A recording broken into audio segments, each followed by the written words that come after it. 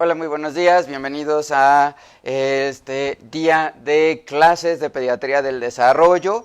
Como hemos venido llevando a cabo desde hace una semana y media, a las 7 de la mañana estamos revisando el enfoque de ciclo de vida como uno de los módulos del curso de alta especialidad en Pediatría del Desarrollo, y para ello hacemos lecturas comentadas. Ahora el libro que estamos tomando de referencia es Desarrollo Humano de Diane Papalia, y el día de hoy vamos a continuar a partir de la página 207 en el enfoque del desarrollo cognitivo. Para quien quiera, los residentes de pediatría que rotan con nosotros nos hicieron favor de hacer presentaciones, dado que a ellos les toca participar presentando estos temas, y en esta ocasión fue Carla Aguilar y Enrique Carvajal del Instituto Nacional de Pediatría quienes nos hicieron favor de realizar la presentación, y va a estar disponible arriba en el post.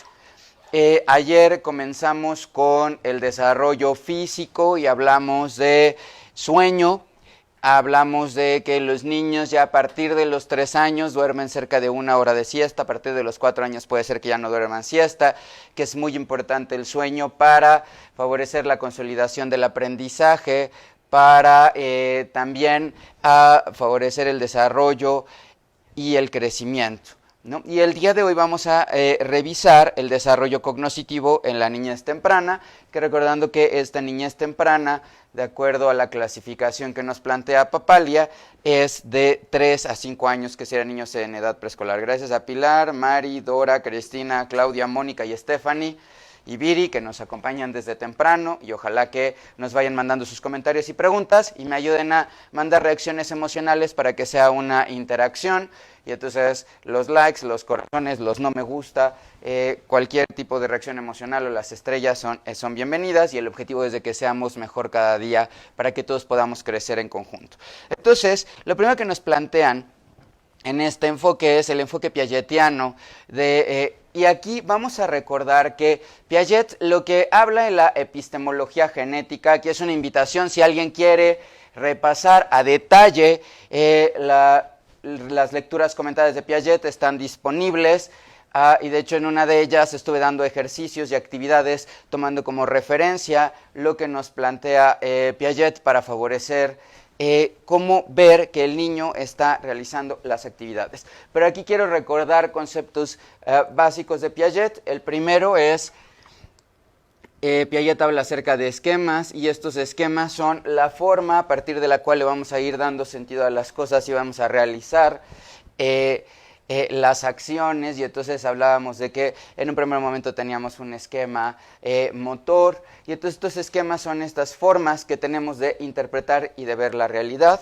que Piaget habla en su epistemología genética. Justamente el objetivo de Piaget era de cómo se genera o cuál es la génesis del conocimiento. Y entonces lo que él habla es de que hay 2 mecanismos básicos, y estos 2 mecanismos básicos son la asimilación y está la acomodación. Y entonces aquí, por ejemplo, la primera vez que un niño va caminando en la calle y ve esto, entonces el niño dice, y mamá le dice, sí, es un perro. El niño asimila esto que es un perro, que implica tiene cabeza, oreja, patas, cuerpo, cola. Cuando este niño la primera vez tiene este esquema, lo asimiló. Pero ¿qué es lo que pasa? Que después, por ejemplo, el niño ve en la calle esto, y entonces el niño dice, mira mamá, un perro. Y entonces mamá le dice, no es un perro, es una rata. Entonces el niño acomoda a partir de las representaciones que ya tenía, el que algo que tiene patas, bigotes, oreja, cuerpo y cola, no solo es un perro, también puede ser una rata. Y entonces a partir de ahí es que se va a ir creando esta diversificación. Algo que hablábamos cuando mencionamos la teoría nodal en la memoria a largo plazo, cuando hicimos esta revisión del libro Browning, lo que hablábamos justamente es de que hay un concepto, y este concepto se acumula en un nodo, y a partir de este nodo es de que se van creando estas redes de conocimiento y que se van a ir conectando, ¿sí?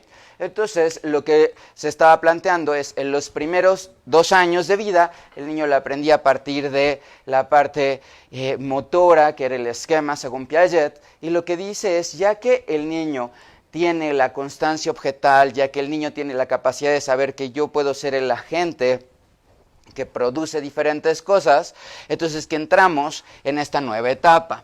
Y en esta nueva etapa es preoperacional, ¿por qué? Porque todavía no voy a tener una operación concreta. ¿Qué implica tener una operación concreta? Y pondría un ejemplo con matemáticas, ¿sí? Un niño con una operación concreta es, ¿cuánto es 2 más 3? 2 más 3 es una operación concreta porque quiere decir que yo puedo tener la representación de 2 y 3, que pueden ser 2 peras y 3 manzanas, 2 perros y 3 gatos. Puedo hacer algo, pero ya tengo un concepto que es el de número y puedo hacer esta representación en mi mente. Es una operación concreta. ¿Cuánto es 2 más 3? Esto es lo que el niño va a estar haciendo de los 6 a los 12 años y lo vamos a repasar de acuerdo al momento en el que veamos el desarrollo en la niñez media, ¿sí? ¿Cuál sería una operación formal? La operación formal es la generalización. Si yo digo 2x más 3y es igual a z, yo ya estoy haciendo una generalización de esto. ¿Por qué? Porque aquí puede ser que no nada más sea el 2 más 3 es 5, sino 2 cosas de algo más 3 cosas de algo es igual a un nuevo valor. Aquí yo ya hice una generalización mayor de las cosas y eso es lo que va a estar pasando a partir de los 12 años y lo vamos a revisar en el momento en el que veamos estas operaciones. Pero ¿qué es lo que está pasando en el niño que está antes de los 5 años? Está en la fase preoperacional. ¿Por qué? Porque si el niño quiere saber cuánto es 2 más 3, lo que tiene que tener es las cosas. Y entonces, por ejemplo, aquí yo tengo 2 tazas y 3 plumones. Lo que va a hacer el niño es que los ve y dice 1, 2, 3, 1, 2, 1, 2, 3, 4, 5. El niño necesita ver las cosas para ir aterrizando las ideas. Y entonces empieza a tener representaciones mentales a través del lenguaje. Y una vez que yo ya tenga este lenguaje, yo ya voy a tener desarrollado el pensamiento y a partir del pensamiento es de que voy a poder hacer estas operaciones. No sé si hace sentido esto que acabo de explicar y también allá quien nos está viendo a la distancia, si vamos claros, me pueden ayudar con alguna reacción emocional o no. Y entonces justamente lo que nos habla Piaget, y es de lo que vamos a empezar a ver aquí, es de que en esta etapa de 2 a 5 años, en esta fase preoperacional se habla de que es de la función semiótica. Y esta función semiótica, ¿qué diferencia hay entre semántica versus semiótica? Esa es una pregunta importante. La semántica es el estudio de las palabras. Ejemplo, ¿cómo se llama el juego que tiene varios cuadritos que se ponen en el piso y yo empiezo aquí, voy brincando con un solo pie y entonces brinco aquí en un pie y luego aquí pongo los dos, brinco en un pie y se ponen los dos? Este juego se llama avión en México, en la Ciudad de México se llama bebe leche en alguna parte del norte del país. No sé si aquí me pudieran compartir cómo le llaman ustedes a este juego. La semántica es este juego en el cual yo voy brincando con un solo pie, puede tener diferentes nombres y la semántica es el estudio de las palabras, que implica una complejidad bastante alta. ¿Por qué? Porque lo mismo puede ser nombrado de formas diferentes y a lo mejor yo digo, oye, ¿puedes por favor pasarme el chilindrín? Si yo te digo chilindrín, ¿qué piensas? Entonces Alex, que es uno de nuestros alumnos de alta especialidad, pues no ubica aquí qué es lo que estaría diciendo. ¿Por qué? Porque pues quién sabe qué es el chilindrín. Y entonces aquí algo que tendría que considerar es el que si alguien nos está viendo de Costa Rica, se puede decir, es que el chilandrín o el sonajero es una sonaja, ¿sí? Y entonces ya Alex dijo, oh. El problema que tiene el español justamente en esta parte de desarrollo del lenguaje en los niños es que tenemos muchas palabras diferentes para lo mismo, dependiendo de la región de nuestros países. En la región de Latinoamérica cambia e incluso en nuestra misma familia podemos ocupar cada uno cosas diferentes. Alguien decía, Antonia nos comparte que en Durango se llama bebe leche, que se puede llamar rayuela, de Roxana Ale y José Ángel piso, ¿no? Y entonces hay diferentes nombres. Entonces vean cómo esto se puede llamar piso, se puede llamar rayuela, se puede llamar bebe leche o se puede llamar avión. Y todas estas hacen referencia a la misma palabra. El primer gran reto que tienen los niños y niñas cuando están aprendiendo a hablar y su lengua materna es el español, es que tenemos que entender que van a estar diciendo las cosas y se puede llamar en diferentes formas. Entonces, la razón por la cual Piaget escogió semiótica como función en esta edad y no semántica es porque la semántica es el estudio del significado de las palabras, mientras que la semiótica es un concepto de función. ¿Alguien de ustedes recuerda cuál es? Gracias, Roxana, por decir sonajero, saludos hasta Argentina. ¿Alguien recuerda cuál es el concepto de función en matemáticas?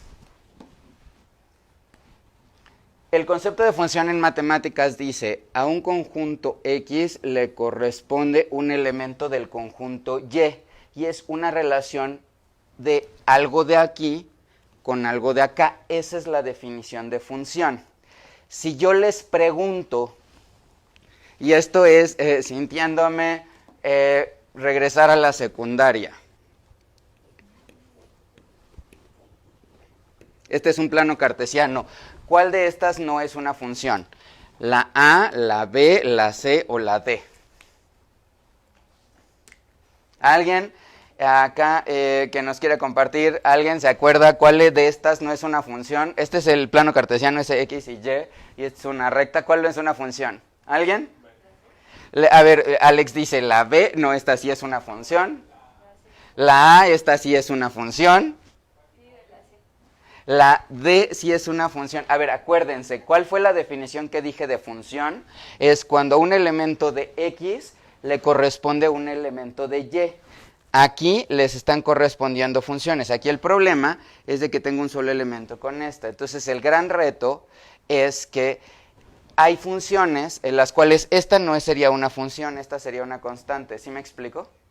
Porque aquí sería que todos los valores de X, da igual cuánto valga X, pero siempre lleva a valer lo mismo y aquí estar valiendo X. Una de estas dos no es una función. Entonces una tarea que tienen es, ¿cuál de estas dos no es una función? ¿Sí?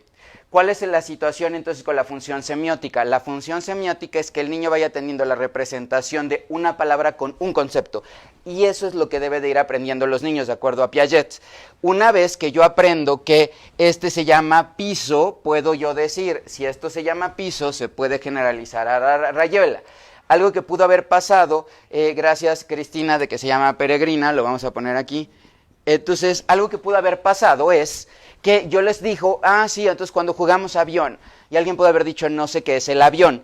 En el momento en el cual yo dibujé y expliqué de qué se trata, fue que ya pudieron decirme varios nombres. Entonces yo lo que hice fue evocar esta función que tú tenías originalmente y añadimos un nuevo valor, ¿sí? Que sería el equivalente de esto que está pasando acá. A ver, esto se llama avión para mí. Pero en cierto lugar se puede llamar de tal forma, en cierto lugar se puede llamar de tal forma, en cierto lugar se puede llamar de tal forma. Estoy hablando de lo mismo, pero dependiendo de la región tiene nombres diferentes. Seguiría siendo una función, ¿sí? Y entonces, el gran reto que tenemos con los niños es que el inglés es muy puntual. Tan sencillo como en inglés el concepto actual del modelo de desarrollo es serve and return. Y son 1, 2, 3, 4, 5, 6, 7, 8, 9, 10, 11, 12, 13, 14 caracteres. En español es cuidado, cariñoso y sensible. Definitivamente es muchísimo más rollo, ¿sí? En español nosotros tendemos a utilizar muchas más palabras para expresar las ideas y tenemos muchísimas más palabras para representar lo mismo. Y entonces eso puede representar un reto desde el punto de vista del enfoque piagetiano en la parte preoperacional. Si yo les estoy hablando algo, si yo les estoy hablando algo, si yo les estoy hablando algo, si yo les estoy hablando algo, se vuelve más complejo. Entonces, la clave aquí, retomando esta idea de Piaget, es para que el niño desarrolle esta función semiótica. Esta función semiótica, de acuerdo a Piaget, tiene 4 elementos. El primero que va a ir migrando de que yo veo las cosas a que yo veo las cosas en mi mente y las representé. El producto final, donde yo puedo decir, por ejemplo, dulce de leche o alfajor, cuando yo digo la palabra alfajor, viene una representación de, del cono sur, de algo que es delicioso, ¿sí? O sea, vienen muchas ideas y una palabra desencadena una serie de cosas con el punto alfajor. Y ese alfajor deriva de que aquí nos comentó desde Argentina Roxana, ¿sí? Entonces, el lenguaje es el punto final en este momento donde una vez que yo ya tengo una palabra con un significado preciso, es que voy a generar esas relaciones y a partir de ahí es que voy a hacer las transformaciones concretas que va a pasar después. Para que llegue este lenguaje, dice Piaget, hay otros 3 elementos importantes. El primero es la imitación diferida.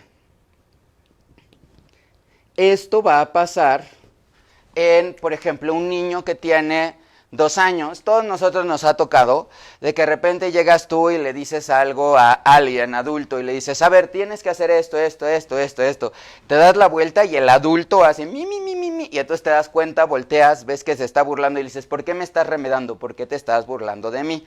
Ahí esa persona se comportó como un niño de 2 años haciendo imitación diferida. La imitación diferida es algo diferente a lo que hacían los niños antes de los 2 años. Antes de los 2 años, yo agarro la escoba y estoy barriendo y el niño va a agarrar algo y va a tratar de hacerlo. Es una imitación en el momento. La imitación diferida ya es una pausa, ya no es tengo que estar viendo para hacer. Este es el primer momento en el cual el niño ya tiene una representación. De la imitación diferida, que entonces es estoy haciendo algo y después lo hace, viene el juego simbólico. Y el juego simbólico es donde el niño va a estar jugando a ser el papá, la mamá, diferentes personajes y características. Ya estoy tomando la esencia de algo y estoy comportándome como tal. A partir de aquí es que viene el dibujo, y este dibujo es fundamental porque es la forma que tiene el niño de ir expresando las cosas, ¿sí? Y entonces, estos son los pasos o los elementos de la función semiótica que deberíamos de ir desarrollando en el niño, donde la cúspide es el lenguaje. Una vez que ya tengo el lenguaje, es de que yo ya puedo representar las acciones, los comportamientos o los pensamientos a través de palabras que entiendan los demás. Voy a empezar ya, ahora sí, en la lectura.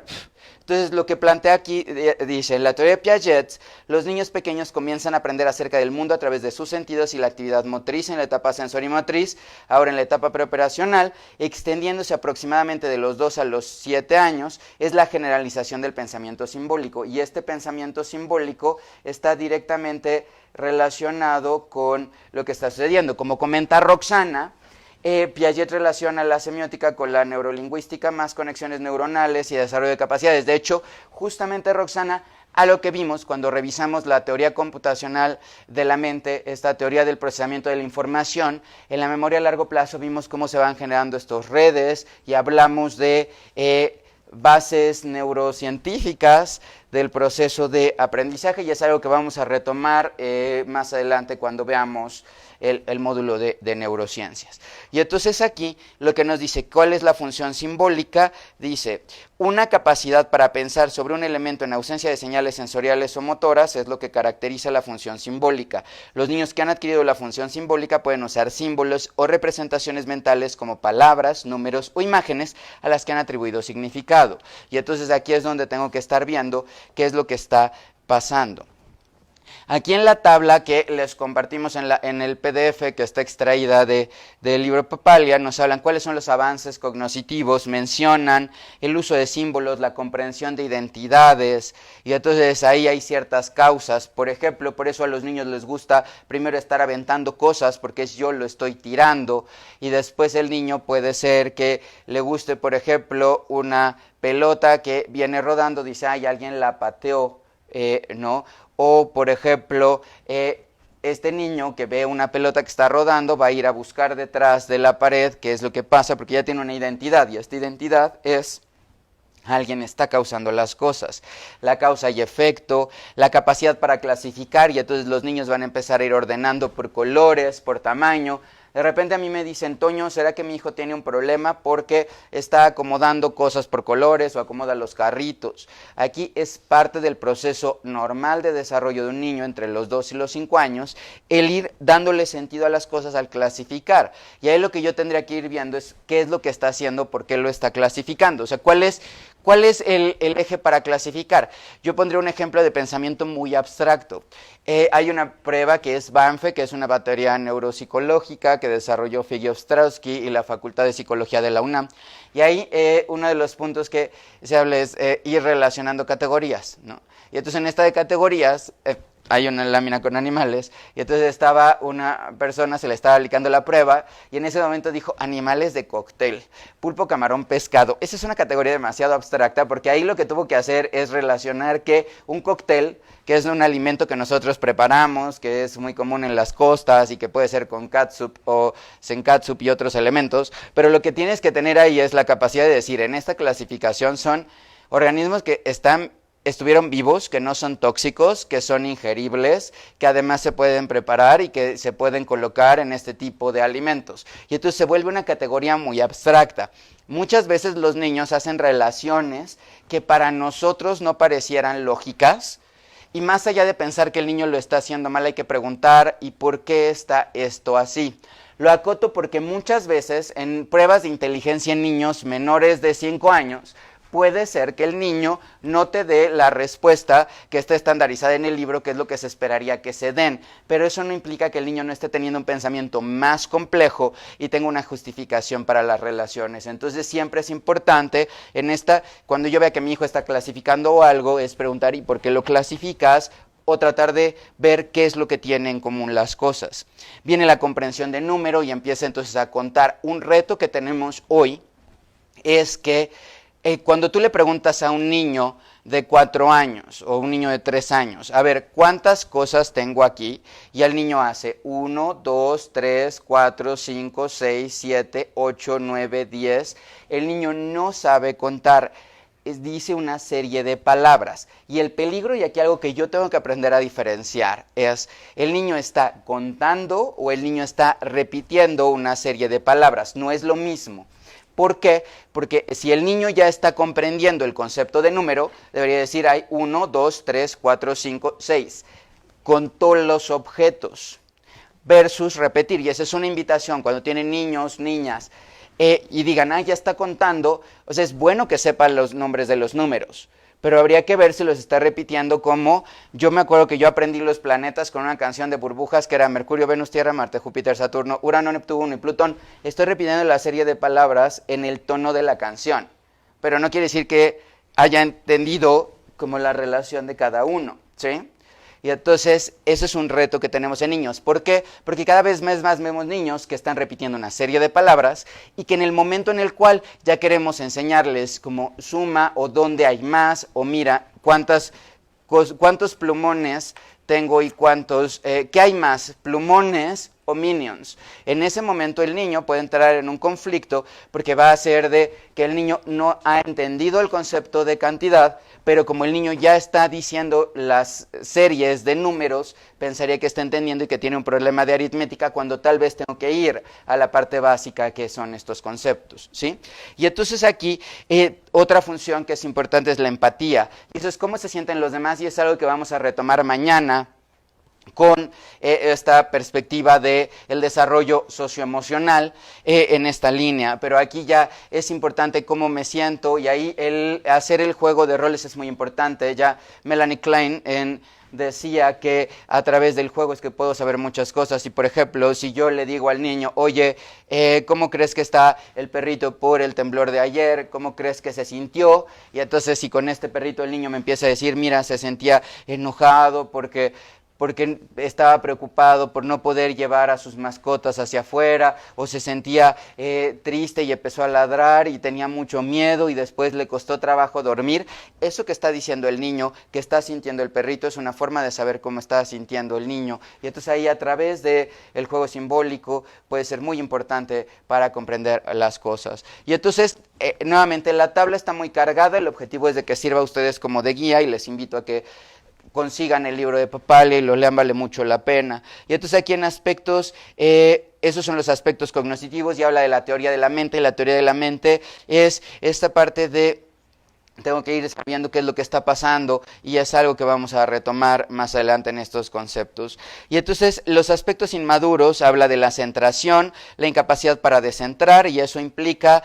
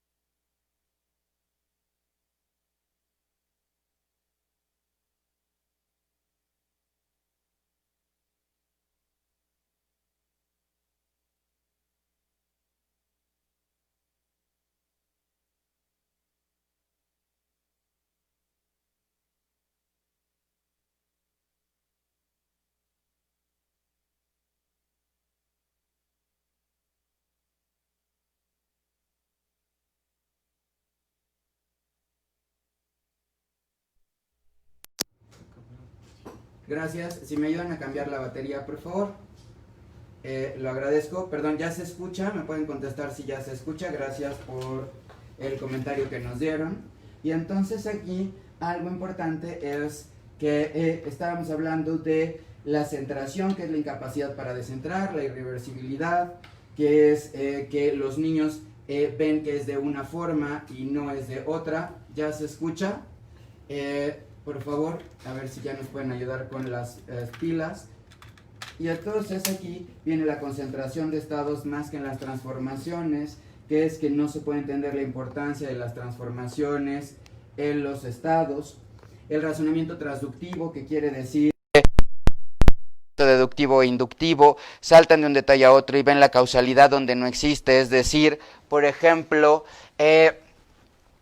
todos tenemos este tipo de razonamiento transductivo que tiene parte de lo que vivimos con la suerte, ¿no? Por ejemplo, yo traigo esta camisa y entonces con esta camisa digo, es que cada vez que me pongo esta camisa se va el audio porque se acaba la energía de las pilas, ya no me voy a poner esta camisa porque esta camisa es la que está causando que las pilas no tengan las cosas. Y entonces se vuelve complicado, a ver si ya se escucha mejor.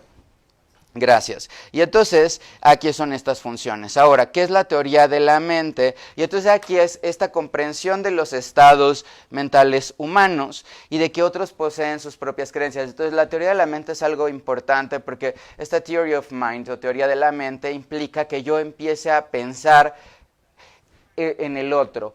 ¿Cómo se está sintiendo el otro? ¿Cómo me sentiría yo si hubiera perdido algo, que es algo que está perdiendo él y es algo de lo que teníamos que estar viendo? Y entonces, en esa perspectiva, cito, la teoría de la mente es la conciencia de la amplia variedad de estados mentales humanos y la comprensión de que otros poseen sus propias creencias, deseos e intenciones distintivas.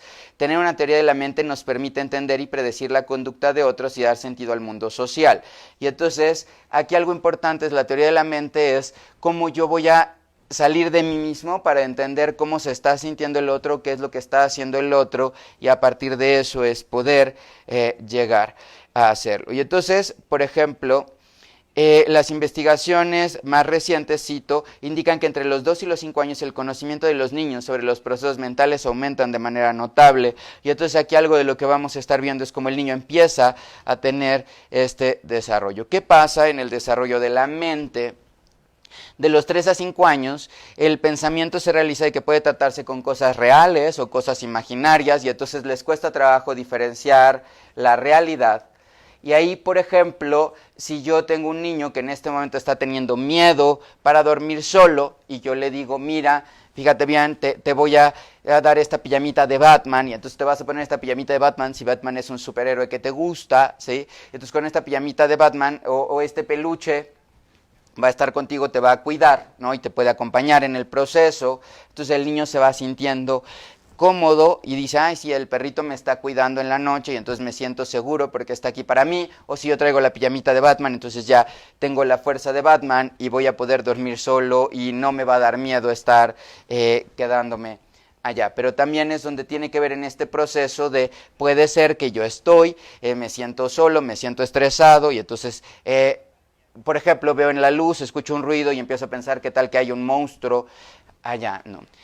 A los 3 años se dan cuenta de que alguien obtiene lo que quiere, se sentirá feliz y que si no lo logra estará triste y entonces ya empieza este proceso de la reacción emocional ante lograr lo que queremos o lo que no queremos lograr y en los 4 años ya empiezan a tener diferentes creencias acerca del mundo y esas creencias representan en sus acciones. Y entonces si me pasan las tarjetas por favor donde se ven las emociones, algo que mañana vamos a estar aterrizando es con ejemplos del pensamiento, cómo el niño podemos ir viendo qué es lo que está pasando y en este concepto de causalidad, las que vienen las cajitas, si se puede por favor, no, las tarjetas donde vienen 3 cajitas de que el niño vaya a abrir una caja que están en esas blancas.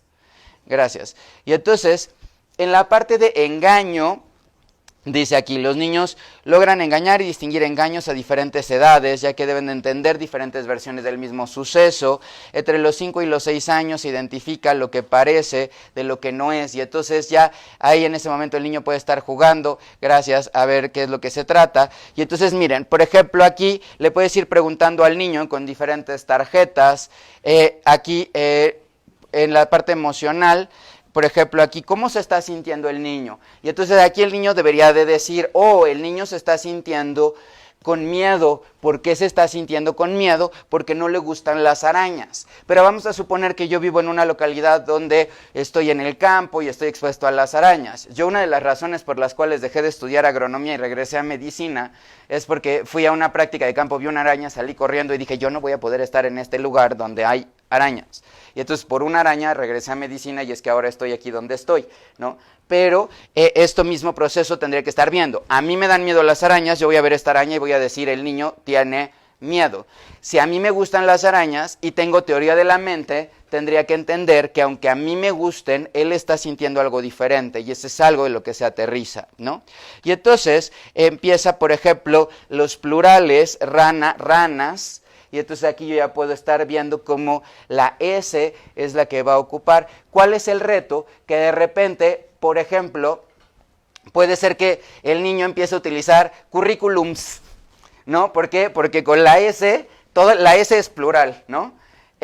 Y entonces aquí, por ejemplo, les puedo decir vistes, como diciendo, o sea, vieron, ¿no? Lo ocupa como vistes, como la parte de plural, y ahí el niño ya tiene que aprender que no es currículum, no es currículums, es currícula, porque cambia la A cuando se habla de plural, y en el caso de vistes, no es vistes, o sea, no es vistes, es vieron, ¿sí? Y entonces ahí el niño tiene que ir aprendiendo que hay palabras que no tienen plural. Por ejemplo, niñez en sí mismo es un concepto plural, humanidad es un concepto plural y es un reto que se debe de ir teniendo.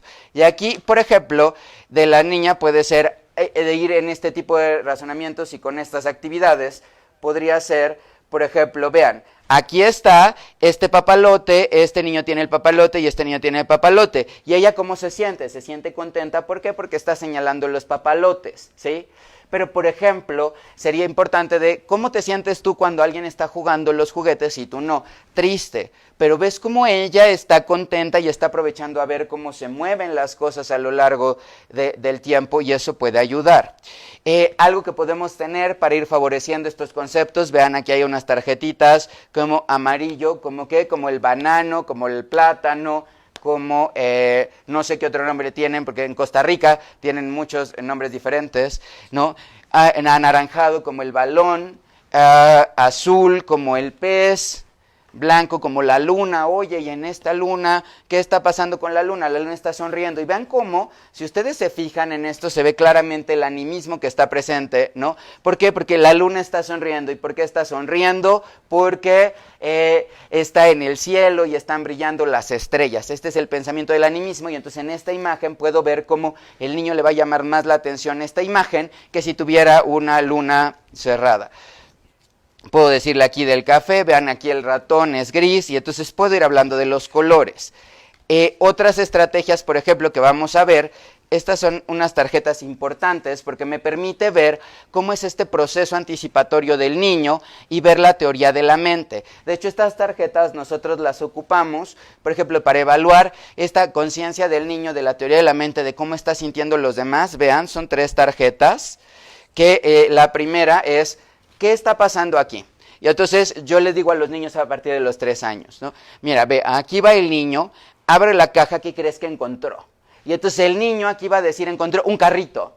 Eso de que el niño diga que encontró un carrito implica varias cosas y es un proceso muy complejo. Parece una actividad muy sencilla, pero puedo ver muchas cosas de los niños o las niñas con estas sencillas tarjetas. ¿Por qué? Porque aquí implica que el niño, estas tarjetas las hicieron, pero pueden hacer tarjetas como las suyas. Si quieren, luego les podemos compartir la idea y las pueden realizar ustedes, ¿sí? Pero vean aquí cómo el niño va caminando, abre la caja y entonces encuentra algo. Aquí la teoría de la mente es, el niño en este momento pensó, a ver, el niño está sonriendo, está haciendo un yay, eso implica que es algo que le gustó, y el pensamiento egocéntrico sería que me gusta a mí un carrito, y entonces el niño encontró un carrito y está feliz. Entonces evalué la teoría de la mente, que supo identificar la emoción del niño, encontró un proceso de causalidad porque esta emoción está dada en esta caja y además proyectó qué es lo que le gusta, ¿sí? En esta perspectiva, ahora le preguntas al niño,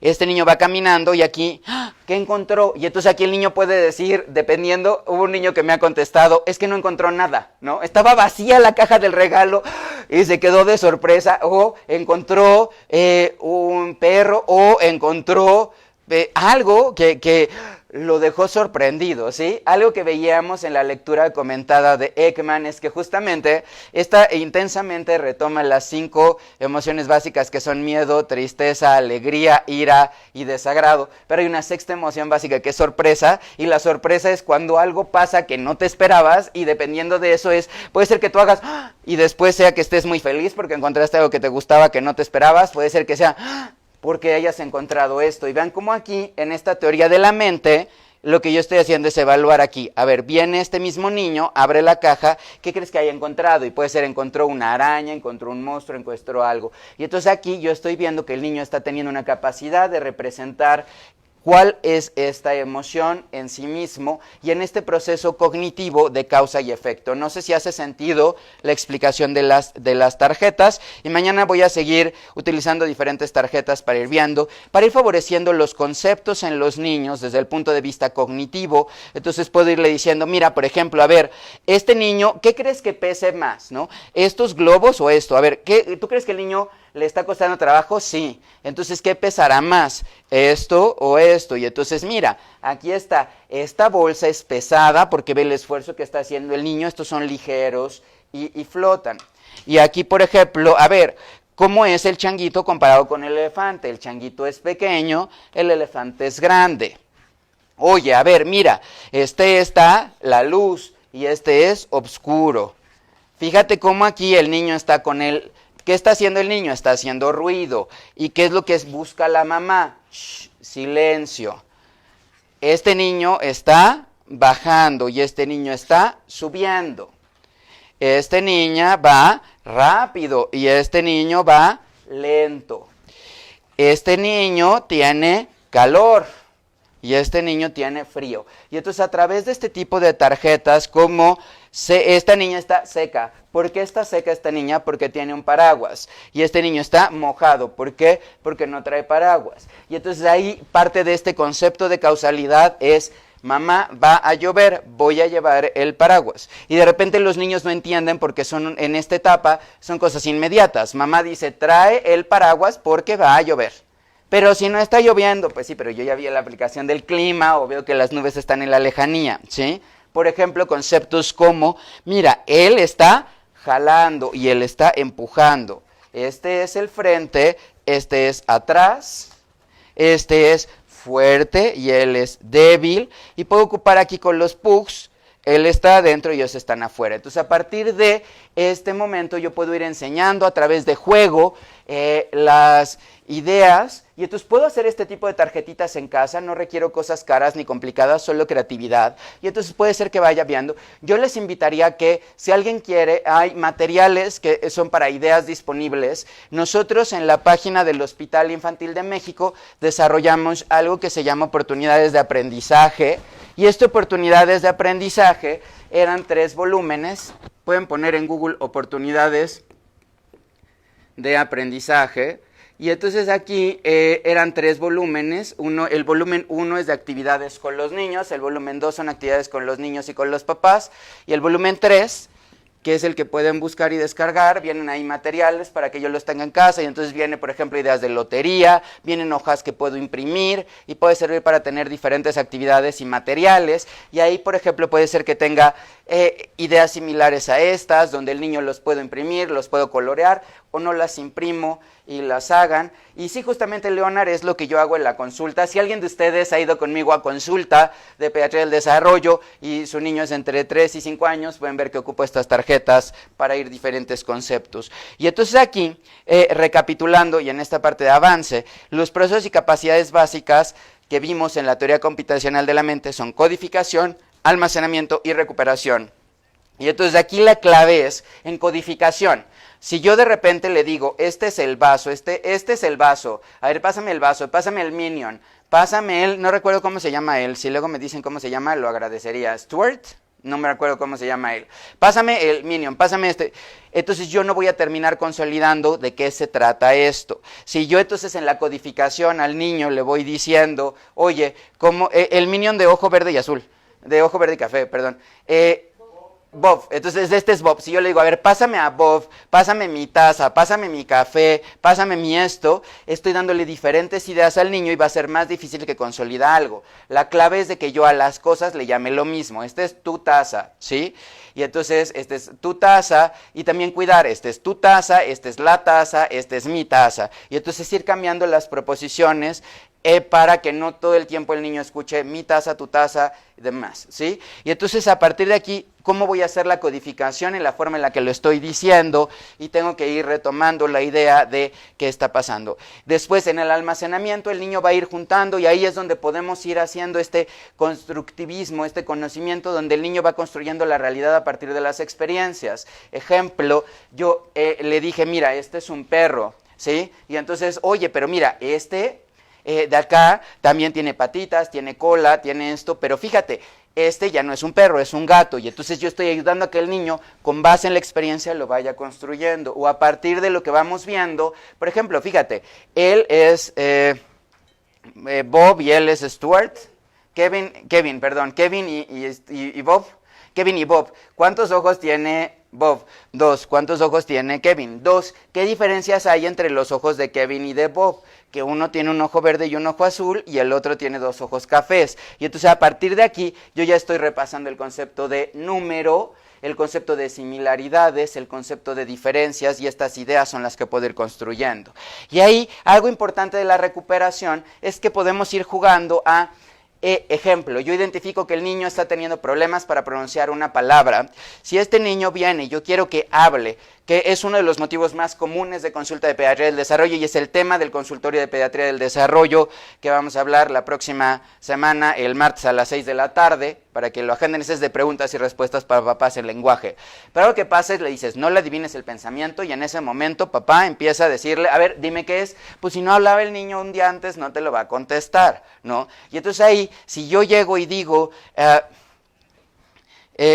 coto, y quería decir corto, ¿sí? Y yo le digo, no, a ver, dilo bien, a ver, pronúncialo corto. Puede ser que el niño se apene, y si el niño o la niña se apena, ya no lo va a decir, no lo va a expresar, y entonces es que vamos a tener un área de oportunidad. ¿Por qué? Porque ya no lo está diciendo, no lo está expresando, se siente intimidado, y entonces, ¿qué es lo que va a pasar? Y entonces ahí la clave en la recuperación es, si yo veo que tiene problema para pronunciar corto, lo que puedo hacer es irle diciendo, ay, mira, este es ¿Cómo es mi pelo? Corto. ¿Y cómo es tu short? Corto. ¿Y cómo es esto? Corto. ¿Y cómo es esto? Corto. Aquí, Roxana, si te interesa eso, no sé si viste, pero este es el tercer módulo de clases que compartimos. Les invito a que vean en la sección de videos. Ya los estamos descargando también para YouTube, para que los puedan ver más fácil. Pero ya revisamos todo lo de teoría de procesamiento de la información, revisamos todo lo de los autores, y entonces ya llevamos cerca de 4 meses transmitiendo las clases, 3 meses transmitiendo las clases en línea. Les invito a que las busquen. Arriba en el post van a estar los links de las clases relacionadas, y después el próximo mes vamos a empezar a hablar de neurociencias. Me podrían contestar los demás si también se perdió el audio con un 1. Y entonces, por ejemplo, si yo tengo que el niño en esta recuperación, quiero que el niño vaya recuperando, lo que tendría que ir viendo aquí es que esto es largo, esto es corto, y cómo voy a estar ejemplificando largo, corto. Puede ser que tenga, por ejemplo, ¿cómo es la cola del ratón? Es larga. ¿Cómo es la cola del pescado, del pez? Corta. ¿Cómo son los ojos del ratón? Pequeños. ¿Y cómo son los ojos del pescado? Grandes. Y entonces a través de esto es que con las cosas que yo tenga a la mano puedo empezar a decir, oye, a ver, vamos a ver, ¿de qué color es la playera? Rojo. ¿Y cuál de estos es el color rojo? Y entonces así el niño puede ir asociando de que este es este, y voy asociando los conceptos. Y entonces aquí hay que recordar, la memoria sensorial se desvanece, y entonces, por ejemplo, puede ser que tú estés aquí trabajando y en eso oyes algo y dices, ¿qué pasó? Me llamó la atención eso, estaba como en un ruido, algo me llamó la atención, y recuerdas las últimas palabras, vas y checas qué es lo que pasó. Eso es porque tuviste memoria sensorial. Les invito a que vean en estas clases donde hablamos de 1 hora específica de memoria sensorial, pero esta dura hasta 5 segundos. Sí, la memoria visual, si yo por ejemplo veo y cierro los ojos, puedo recordar que aquí están las tarjetas, la taza y los plumones. Tengo como un flashazo de la imagen de dónde estaba, que esa es esta memoria sensorial. Y a partir de aquí viene la memoria de trabajo, que es esta capacidad que yo tengo de tener los conceptos y todo lo que necesito para ir procesando y para ir haciendo las cosas. Ejemplo, las personas dicen, voy a ir al súper, que no se me vaya a olvidar, ¿no? Y entonces lo que necesito yo para ir al súper es de esa clase de cosas que una vez que las compre ya no las tengo que seguir teniendo en la memoria.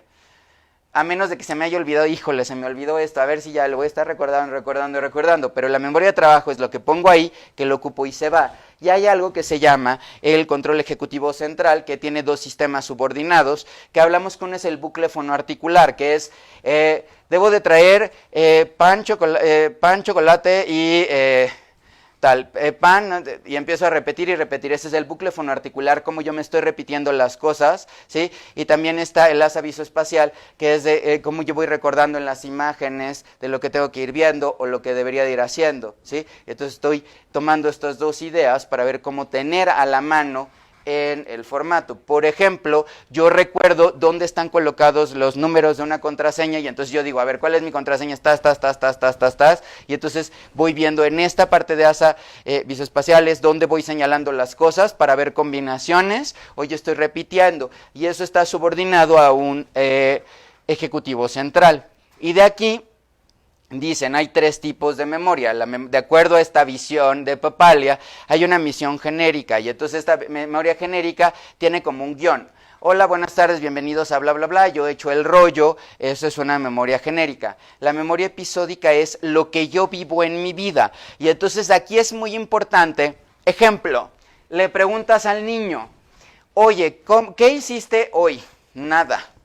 Pues ahí en ese momento la pregunta gatillo pues fue, ¿qué hiciste hoy? Nada. ¿Qué comiste hoy? Pues comida, ¿no? No sé si les ha tocado que se enfrenten a personas así, porque yo no estoy haciendo esta parte. Aquí lo que yo tendría que ir haciendo es desencadenar esta memoria episódica para que me empiece a contar qué pasó del episodio. Y entonces, más allá de qué comiste, fue, oye, la comida...